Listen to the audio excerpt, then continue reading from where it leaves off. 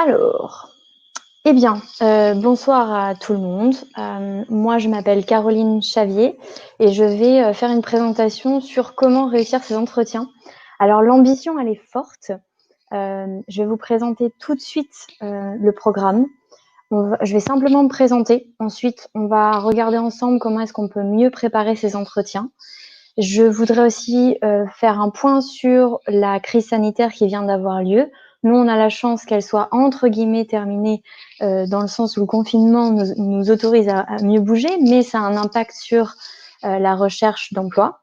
Je profite aussi d'être avec vous ce soir pour parler de diversité ensemble et de comment est-ce qu'on peut améliorer en tant que candidat ou en tant que professionnel de la tech le sujet. Et après, je ferai comme Emmanuel, je serai à votre disposition. Je tiens à dire aussi que je risque de pas mal utiliser de termes anglais. Donc bon, c'est bien, ça sera le fil conducteur parce qu'entre Emmanuel, Paola et moi, je pense qu'on peut se faire une compétition. Et surtout, mon sujet fait que j'ai essayé de rester générale. Je ne peux pas m'adresser à des problématiques personnelles, mais comme Emmanuel et Paola, je suis sur le Slack. Donc, si vous avez des questions que vous n'osez pas poser tout à l'heure, n'hésitez pas à m'écrire directement. Alors, qui je suis? Eh bien, sachez-le, je travaille sur la diversité parce que je pense que c'est un sujet qui est critique. Moi, je pense que travailler avec des gens qui réfléchissent différemment, c'est extrêmement valorisant et important. Et avoir des collaborateurs qui sont plus représentatifs de la société, c'est très important. Là, vous voyez, je vais utiliser le masculin. J'aurais préféré vous dire, voilà, avoir des collaborateurs et des collaboratrices qui représentent la société dans sa totalité, c'est important aussi de l'avoir au travail. Alors, en ce qui me concerne, moi, ça fait 7 ans que je suis recruteuse dans la tech et que j'adore ça. Donc, pour la petite histoire, j'ai commencé en finance. Donc, le Java, le C++, le .NET, j'ai commencé à m'y connaître à ce moment-là. Ensuite, j'ai passé 3 ans chez Criteo sur des thématiques en lien avec le machine learning, la data science. Donc, c'est ce pourquoi les gens se tournent majoritairement vers moi. Et là, depuis peu, j'ai créé en fait ma propre structure. Je vais vous en parler ensuite. Certains d'entre vous peuvent me connaître parce que je suis une des fondatrices d'un autre meet-up qui s'appelle Paris Women in Machine Learning and Data Science. Et là, je vais faire une pause. J'adore Ladies of Code parce que ça fait partie des communautés qui, dès le début, ont collaboré avec nous. Et je crois très très fort à la sororité, c'est-à-dire que ça sert à rien d'être chacune dans son coin. Il faut aussi savoir unir nos forces quand on a la même envie. Et donc, je suis extrêmement fière de pouvoir représenter WMLDS ce soir. Autre point, le meet-up, c'est pas juste un truc pour me donner un petit peu de la contenance en tant que recruteur.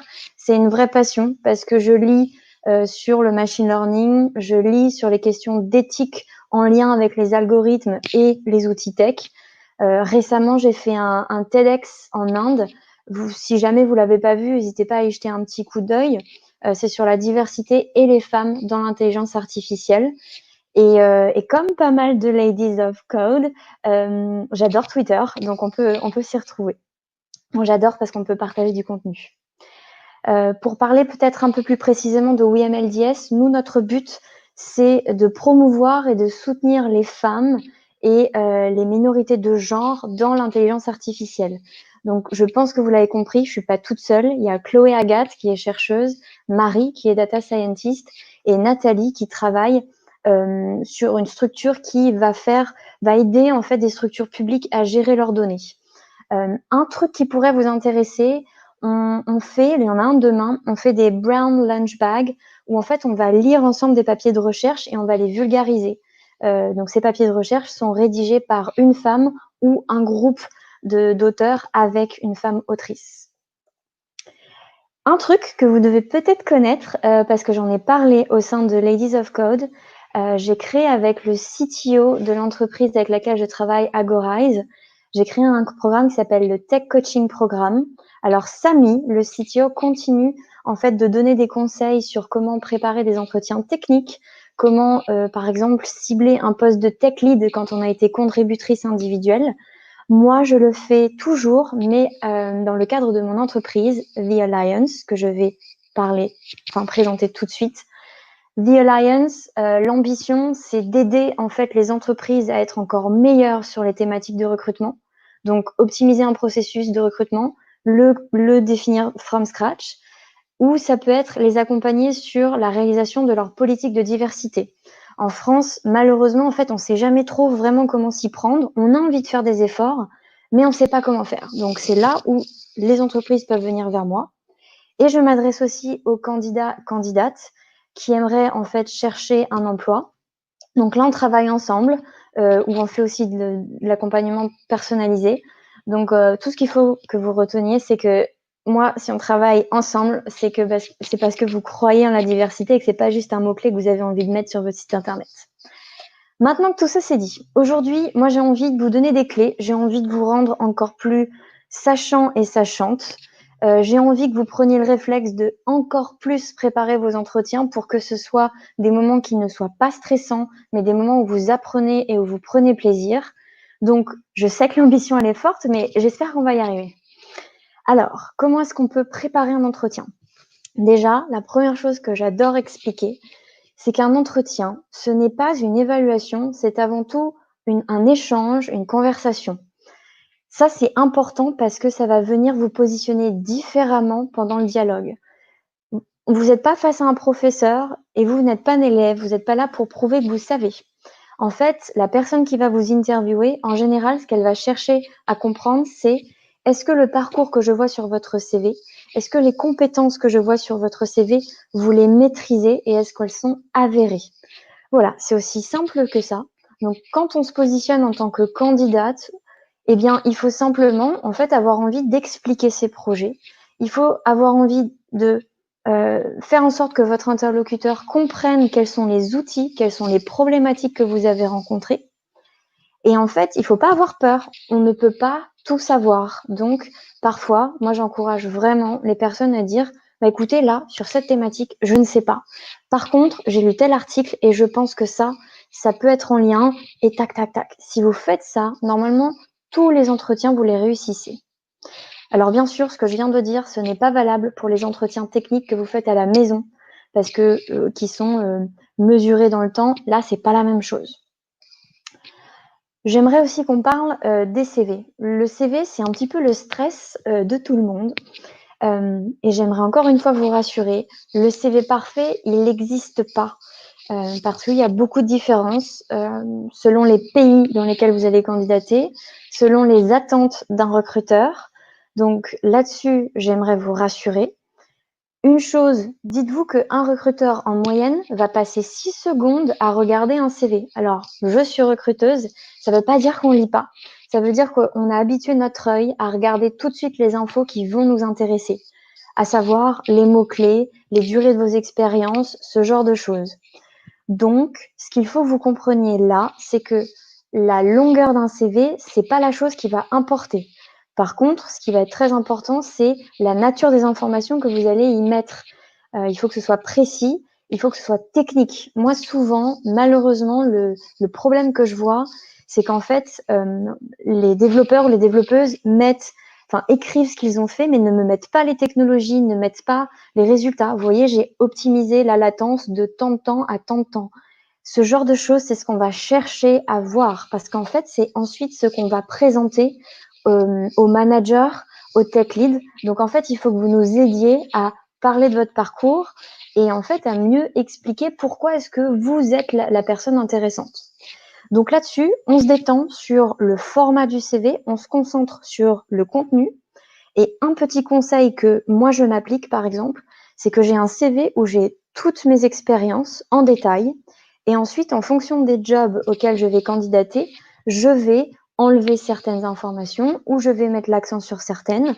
Voilà, par exemple, vous n'allez pas envoyer le même CV à un poste de contributrice individuelle versus un poste de engineering manager. Je pense que là-dessus, on peut être d'accord. Alors, une question aussi qu'on me pose souvent, c'est est-ce que je dois mettre mes projets personnels? Un investissement associatif, j'ai l'habitude d'écrire des blog posts techniques, je fais partie d'un programme où j'apprends à des gens à coder. Là-dessus, ma réponse, c'est toujours oui. parce qu'après, vous pouvez expliquer pourquoi c'est important. Ça prouve aussi que vous avez d'autres centres d'intérêt que simplement la technique, ou alors que vous aimez transmettre le savoir autour de la technique. Donc là-dessus, j'aimerais que vous ne mettiez aucun filtre. C'est très important parce que en fait, ça fait partie de votre parcours, ça fait partie de vous, et c'est aussi ce qui peut vous différencier avec d'autres candidats ou candidates. Alors, en disant ça, j'ai conscience d'une chose, c'est que si parmi vous, personne ne fait de trucs à côté, eh ben, c'est pas grave. C'est pas une obligation, d'accord? Ce qu'il faut, c'est chercher à valoriser tout ce qui peut l'être dans votre parcours en lien avec le poste auquel vous candidatez. Moi, ce que j'aime là-dessus, c'est que typiquement, il y a pas mal de personnes introverties qui participent à des projets en ligne et voilà, faut pas hésiter à le montrer. Ensuite, quand on cherche un job, eh bien, il faut se poser les bonnes questions. On ne commence pas directement à envoyer des candidatures, il faut se demander, voilà, quels sont mes objectifs? Quel est le type de poste que je cible? Qui sont les experts, expertes dans le domaine? Est-ce que je peux peut-être leur écrire pour leur demander conseil? Qui sont potentiellement mes pairs? Avec qui est-ce que je pourrais échanger pour être sûr d'aller dans la bonne direction? Quelles sont les entreprises qui pourraient m'intéresser de par leur technologie, de par leur culture? Je sais qu'à Paris, on a beaucoup de chance. On a une vie meet-up qui est très active, donc on voit quand même pas mal d'entreprises qui présentent ce qu'elles font, voilà, via Ladies of Code ou MLDS. Et donc, lister ces questions, ça va vous aider en fait à développer votre stratégie de candidature. Parce qu'en fait, il faut s'imaginer, c'est comme si je vous mettais une arbalète dans les mains, que je vous demandais de cibler tel type de poste. Si vous n'avez pas de cible en face de vous, vous allez mettre votre flèche n'importe où et en fait, vous perdez votre temps et vous ne trouvez pas très bon. Donc là, si je résume ce que je veux vous dire, c'est qu'il faut cibler ses recherches. Donc, par exemple, un truc que vous pouvez faire dès le début, c'est mettre à jour votre compte GitHub, votre profil LinkedIn, votre site internet, éventuellement votre compte Twitter, votre page Stack Overflow si vous en avez une. Bref, il faut que tout ça ce soit harmonieux et à jour. Grosso modo, il ne faut pas que j'aille sur LinkedIn et qu'après sur votre CV, je ne vois pas les mêmes infos. Là, vous voyez, en tant que recruteuse, je me pose des questions. Pourquoi? Et ça peut être un filtre, ça peut amener à ce que les gens ne vous écrivent pas. Je vous donne un exemple. Là, j'ai accompagné quelqu'un qui est freelance. Donc, c'est notifié sur LinkedIn, mais pas sur le CV. Donc, vous voyez, si vous faites des candidatures simplifiées via LinkedIn, si je vois que vous êtes freelance, par exemple, je peux me dire, OK, moi, j'ai qu'un CDI à proposer, je ne vais pas appeler cette personne. Alors qu'en fait, vous auriez peut-être été intéressé. Voilà un exemple concret. Faut aussi mettre les bons mots-clés sur votre CV. Moi, j'ai pris quelques exemples là en me concentrant sur la population de Ladies of Code, mais ça peut être front-end, back-end, React.js, C Sharp, performance, grosse volumétrie de données, ou est-ce que j'aime pas trop dire big data, hein, ça veut tout et rien dire. Si vous ne savez pas comment vous présenter, eh bien, posez la question à un de vos collègues. À quoi est-ce que tu penses quand tu penses à moi? Demandez à un ami quels sont les mots-clés qui viennent à l'esprit quand tu penses à moi.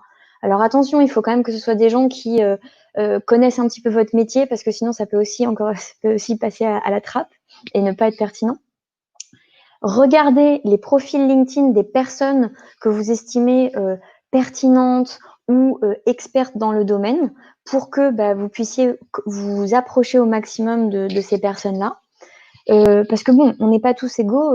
Faire son propre personal branding, le marketing de soi-même, c'est pas donné à tout le monde. Et là, je vous parle de moi parce que, par exemple, c'est quelque chose que j'ai développé à travers le temps, mais que j'avais du mal à faire au tout début. Le vocabulaire, ça a beaucoup d'importance. Je viens de le dire, mais j'insiste. Avant de candidater, dans votre CV, vous mettez les bons mots-clés. Vous avez regardé ce qu'utilisaient les experts et expertes. Vous avez regardé ce qu'il y avait dans les job descriptions que vous avez pu lire. Et surtout, en fait, vous allez faire un effort parce que le recruteur ou la recruteuse qui sera à l'autre bout du fil n'est pas forcément quelqu'un qui est à l'aise avec la dimension technique et qui connaît vos outils. Donc là-dessus, en fait, pour être un bon candidat, une bonne candidate, il faut se mettre à la place de votre interlocuteur et adapter votre niveau de connaissance. Typiquement, je vous donne un exemple. J'ai développé une application en C Sharp. Ma difficulté, c'était, il fallait que ce soit accessible, sur du client léger, sur du client lourd. Là, vous voyez, quand j'ai commencé ma carrière, je ne connaissais pas la distinction entre les 2. Donc vous, en tant que candidate ou candidat, vous pouvez expliquer, enfin, vous pouvez demander au recruteur, «Est-ce que vous savez ce que c'est, client lourd, client léger? Sinon j'explique». Comme ça, vous voyez, ça donne un peu de dynamisme à la conversation et vous vous assurez que la personne à l'autre bout du fil, ça va être votre meilleur, en fait, représentant et que la personne va avoir envie d'aller, présenter votre candidature au hiring manager. Ensuite, il y a quelque chose de très important, hem, surtout sur les postes de management, parce que vous voyez, typiquement, back-end engineer ou front-end engineer, c'est à peu près la même chose dans toutes les entreprises.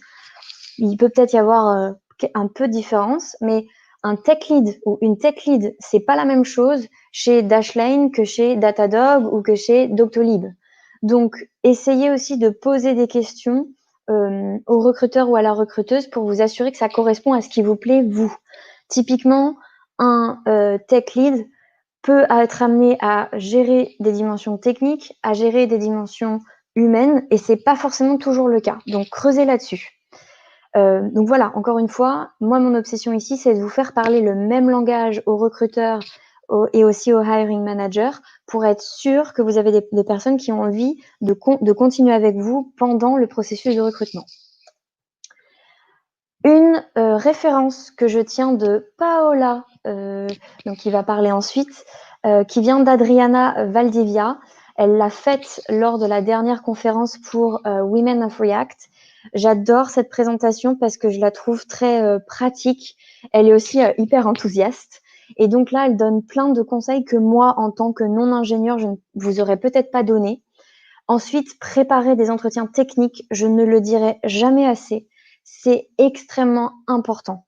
Parce qu'en fait, souvent, ce que je vois, c'est des candidats ou des candidates qui font des coding assignments à la maison ou qui font des coding games une fois qu'on leur demande de le faire pendant un processus de recrutement. Et donc, c'est extrêmement stressant parce qu'en fait, vous n'avez pas l'habitude de le faire. Or, si vous êtes préparé au préalable, bah, en fait, c'est une espèce de question d'habitude. Donc ça, je ne peux que vous encourager à le faire de temps en temps, régulièrement. Et avant de candidater, vous en faites 1 ou 2, s'il vous plaît. Encore une fois, c'est pour optimiser vos chances de réussite, hein. Voilà, aussi pour bien préparer un entretien, eh bien, je tiens à être une représentante pour mes copains recruteuses et recruteurs. On n'est pas bête. Par contre, on ne fait pas votre métier. Donc, il y a des choses qu'on ne sait pas. Malheureusement, je sais aussi qu'il y a des recruteurs qui posent pas trop de questions, mais vous pouvez, au cours de l'entretien, les guider vers des notions que vous maîtrisez. Vous pouvez aussi optimiser vos chances en regardant les articles de blog qui ont été postés par les personnes de l'équipe de dev ou de R&D de l'entreprise que vous ciblez et essayez en fait de faire des ponts entre votre parcours précédent, ce que vous faites vous, et ce sur quoi eux travaillent. Ça, c'est hyper intéressant. Il faut aussi se préparer à faire quelque chose de très simple, mais qui je le sais, ne coule pas de source, c'est parler de votre travail. D'écrire ce que vous faites. Voilà, on a développé tel truc, j'ai fait de la maintenance évolutive parce que nous ne pouvions pas nous permettre d'abandonner l'existant. On a choisi de faire du développement from scratch parce que, en fait, il faut que vous soyez à l'aise avec ça. Et surtout, un truc, là, je m'arrête, le «on». Je sais que c'est toujours très tentant, mais il faut l'utiliser avec parcimonie. Le «on», c'est qui? C'est quoi? Je veux bien le «on» au début pour planter le décor du contexte, mais après je veux entendre du «je». J'ai fait ça, j'ai participé à ça. Et ça, je peux vous dire que c'est la représentation du syndrome de l'imposteur. Et pourquoi je vous dis ça? C'est qu'en fait, c'est quelque chose que j'ai repéré beaucoup chez les candidates, eux. Alors, si vous êtes là et que vous m'écoutez, s'il vous plaît, ayez conscience que le «on» l'utilise au début et après on se centre sur vous parce que c'est vous qui nous intéressez. Voilà, et si vous avez envie d'aller encore plus loin, vous pouvez lister des questions que vous poseriez, vous, si vous étiez l'intervieweur en face, et vous les donnez à un collègue, vous les donnez à votre amoureuse ou à votre amoureux, et vous vous préparez comme ça. Ensuite, je voudrais vous donner des conseils qui sont généraux, applicables à tout le monde. C'est que passer des entretiens de façon régulière, c'est aussi une bonne discipline. parce que ça vous permet d'être moins stressé quand vous devez passer des entretiens. C'est la même chose pour les entretiens techniques. En général, je conseille de passer au moins 3 processus de recrutement pour de faux. Alors ça, je sais que les femmes ont du mal à le faire parce qu'elles se disent: «Oui, mais j'ai pas envie de quitter mon employeur et puis j'ai pas envie de me faire».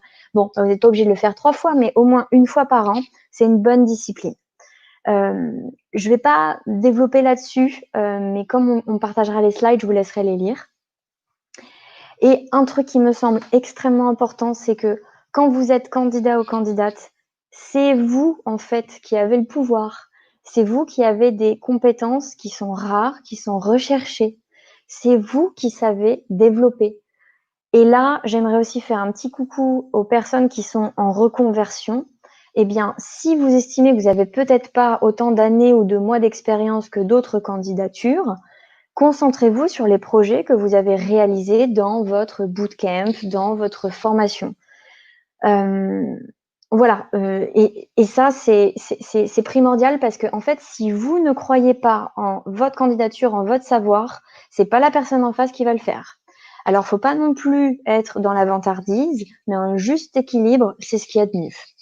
Et surtout, à la fin, normalement, vous devez avoir plusieurs offres d'emploi et c'est vous qui choisirez où vous avez envie de travailler et pourquoi vous avez envie d'y travailler. Alors, j'aimerais aussi me faire un petit point sur la crise sanitaire qu'on vient de traverser. Je vous apprends rien. Nous n'avons pas toutes et tous géré la situation de la même manière. Certains ont été un petit peu down, avaient pas l'énergie de faire grand-chose et c'est OK. D'autres ont été productifs, c'est cool. Moi, je vous invite en fait à voir ça comme peut-être une opportunité de, voilà, de s'être formé, d'avoir planifié ses futures recherches ou d'avoir planifié ses futurs projets. Moi, je l'ai vu comme une opportunité un peu créative. Ça peut faire prétentieux, mais voilà, c'est faire des choses que d'habitude je prenais pas le temps de faire. Un truc que vous pouvez faire là maintenant, si vous êtes toujours, en activité partielle, c'est sourcer des opportunités, sourcer auprès des gens de votre réseau sur Slack, sur LinkedIn, sur Discord, sur tout ce que vous voulez. Planifier peut-être des échanges, voilà, avec des gens que vous admirez. Tiens, je suis intéressée potentiellement par le poste de product manager, mais je sais pas ce que ça fait.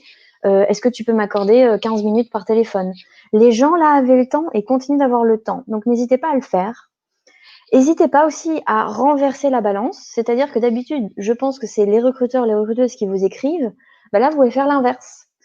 Écrire à des gens qui vous avez contactés par le passé et que vous avez ignorés pour raison X ou Y. Vous pouvez aussi vous amuser, participer à des coding challenge sur HackerRank, sur Coding Game que moi j'adore et qui est une solution française.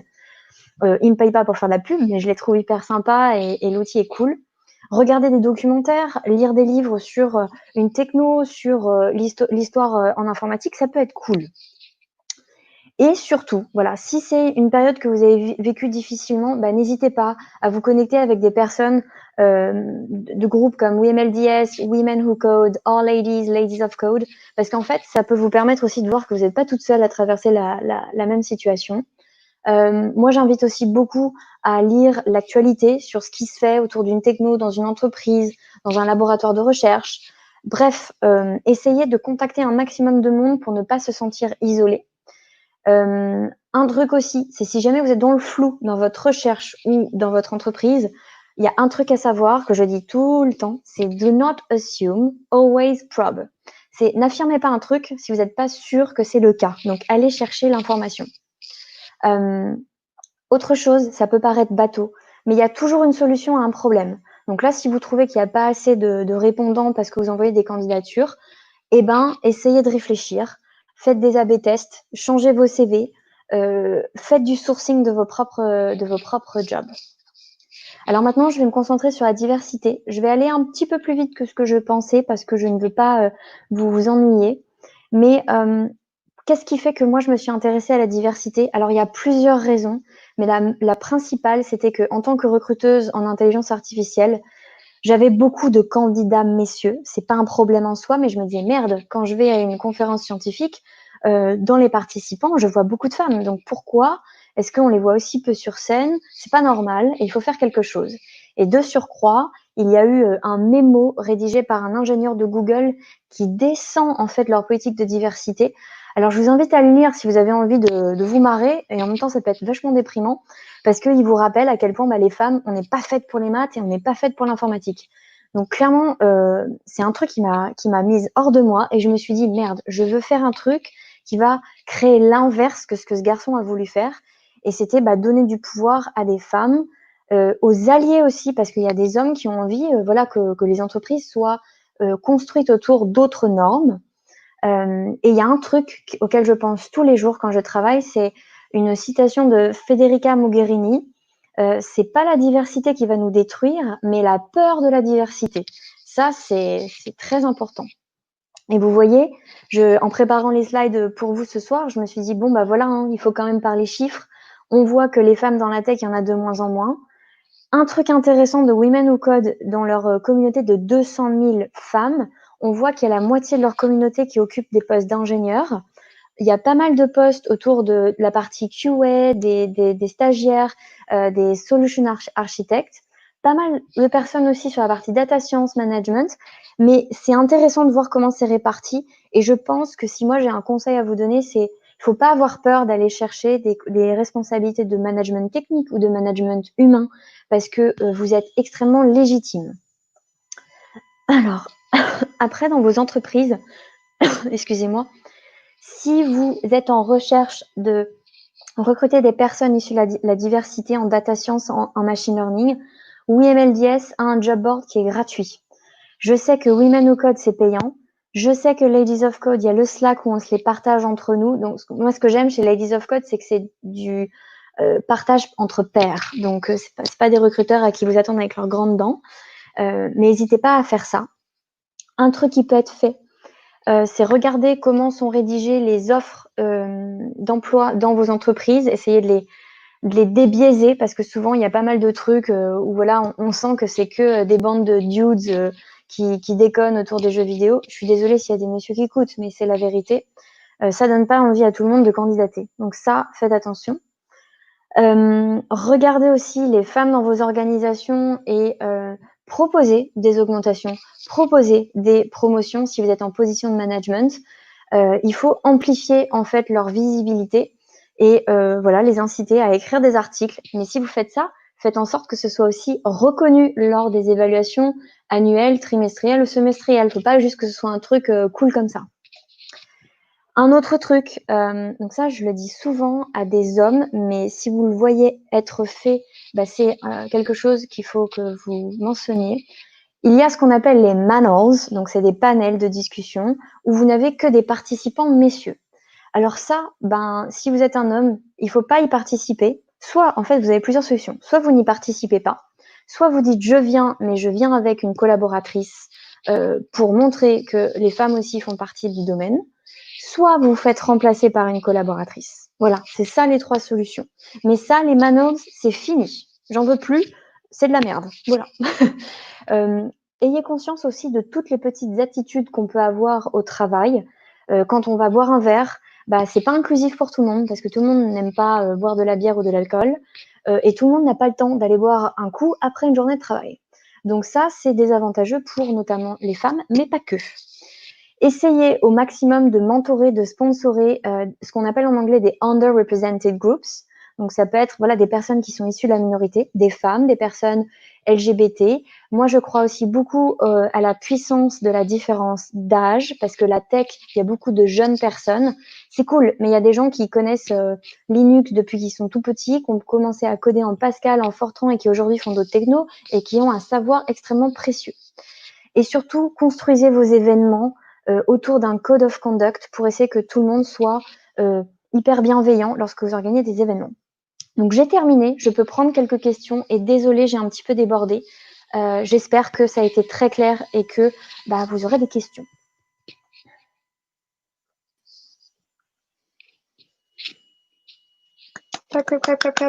Merci beaucoup. Alors, j'ai une question d'Esther. Ok. Déjà, merci pour ton talk. Donc Esther nous demande comment s'entraîner aux entretiens techniques quand on est data analyst. Existe-t-il des sites sur lesquels s'entraîner? Alors ça, c'est une super question à laquelle j'ai pas là comme ça instinctivement la réponse parce que souvent en data science, il va y avoir ce qu'on appelle des datasets publics qu'on peut essayer de tweaker. Donc moi, mon instinct, ce serait d'aller chercher des datasets et après d'essayer de regarder quelles sont les données initiales et de faire des data analyses.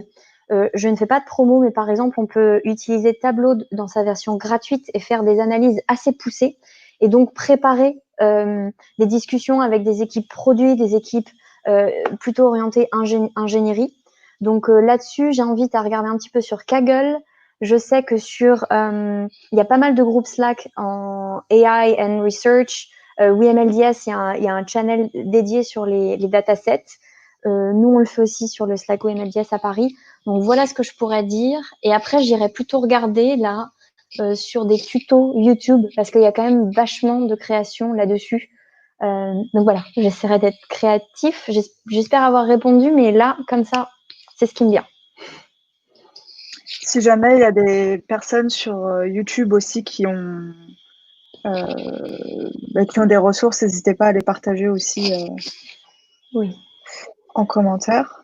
Et puis, un truc aussi auquel il faut penser, pardon, je t'ai coupé, c'est penser à demander à des collègues. Quand on se sent à l'aise à l'idée d'être, entre guillemets, visible dans sa recherche, il y a toujours une ou deux personnes de confiance qui peut-être nous entraîner.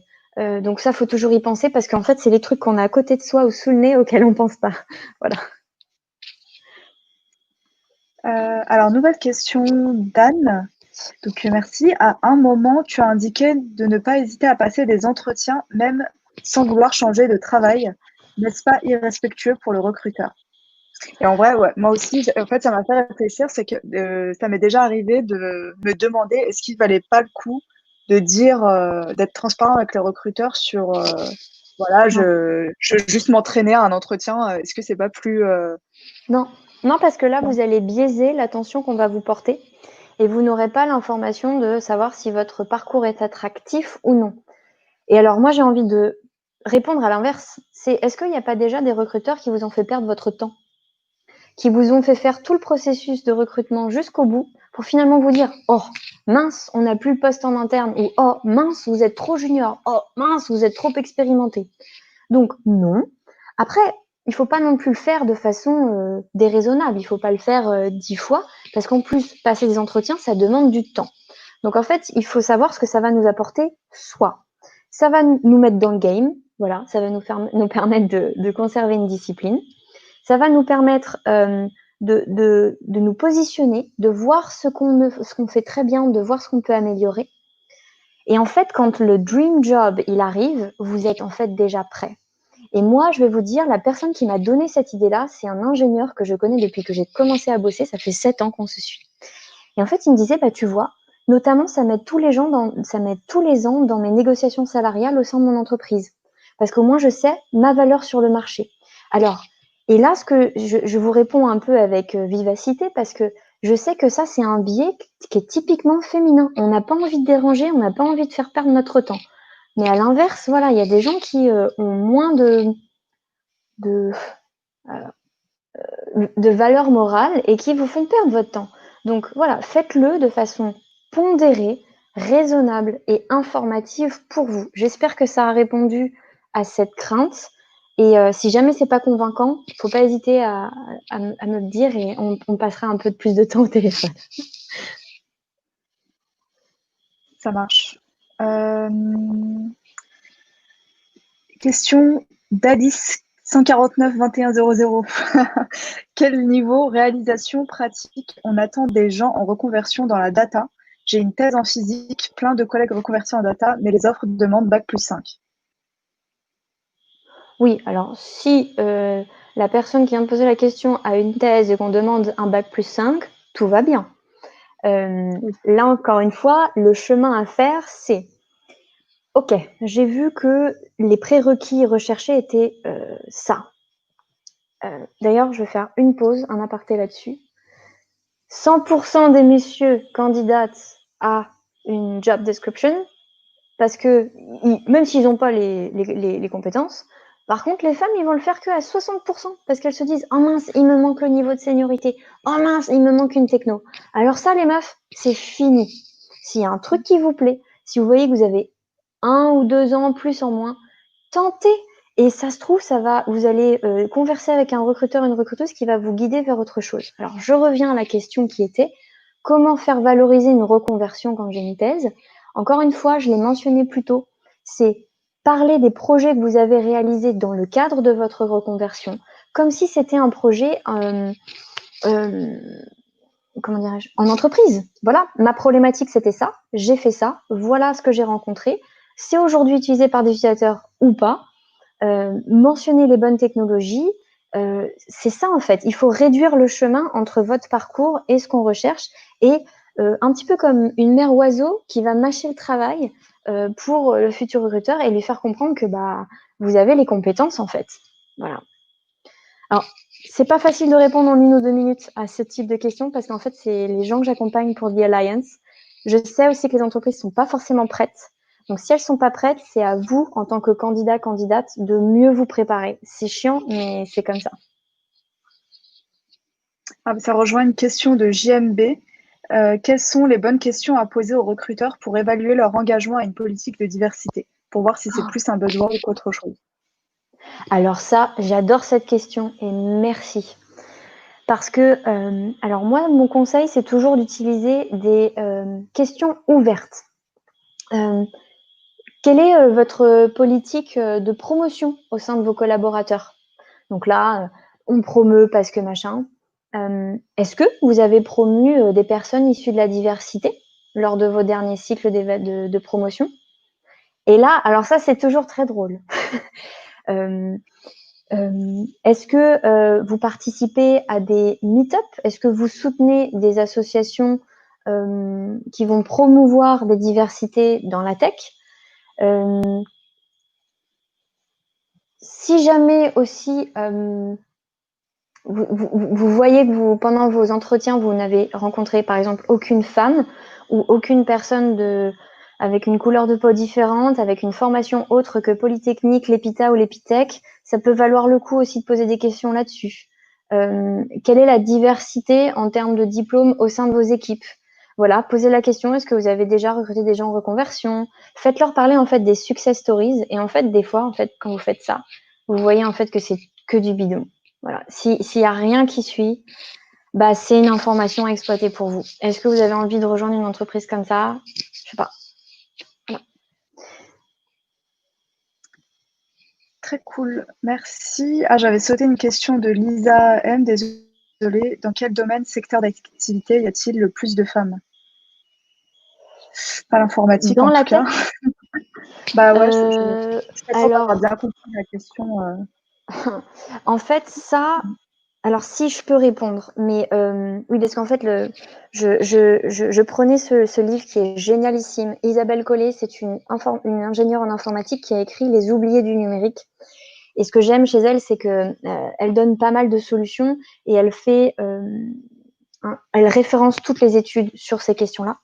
Donc, de facto, malheureusement ou heureusement, je ne sais pas, les femmes vont majoritairement aller vers des applications en lien avec la médecine, la biomédecine. Je vois aussi en data science, vous voyez, les boîtes comme Asos, Zalando, parce qu'il y a un lien avec la mode. Je suis désolée, je suis obligée de faire dans le cliché. Ça m'enthousiasme pas particulièrement, mais voilà, les chiffres sont là. Ont une attraction beaucoup plus forte que d'autres entreprises. Alors que, vous voyez, par exemple, les jeux vidéo, c'est un secteur qui recrute beaucoup. Par contre, en termes d'inclusivité, c'est pas franchement les champions, quoi. Faut avoir des épaules assez solides en tant que femme pour travailler dans des équipes de dev là-dedans. Donc, voilà la réponse que je peux faire. Et c'est vrai que par segment, j'ai pas de source en France qui pourrait nous permettre de répondre avec exactitude à ça. Très bien. Merci beaucoup. Je pense n'en avoir loupé aucune. Je vérifie juste sur Slack. Rien non plus. Ok, eh ben Mais j'arrête merci de beaucoup, partager. Caroline.